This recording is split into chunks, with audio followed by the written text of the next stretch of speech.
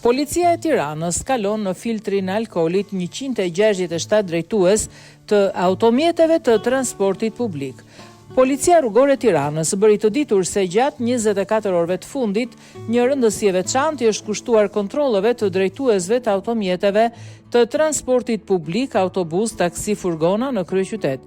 Sipas njoftimit përshtyp, gjatë 48 orëve të fundit, janë nënshtruar testit alkoolit 167 drejtues të automjeteve të transportit publik me qëllim për t'u siguruar jetën qytetarëve dhe për të patur një transport sa më të sigurt. Policia rrugore e Tiranës, krahas punës për menaxhimin e trafikut dhe evidentimin e ndëshkimin e drejtuesve të automjeteve për shkelje të ndryshme të qarkullimit rrugor, në fokus të punës së përditshme të saj ka patur dhe ka rritjen e parametrave të sigurisë së jetës së qytetarëve që përdorin për të udhëtuar automjete të transportit publik.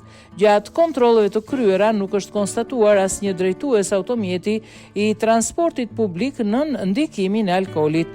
Kontroll do të vijojnë edhe në vazhdimsi, thuhet në njoftimin përshtyp, që shoqërohet edhe me një video të shpërndar nga uniformat blu.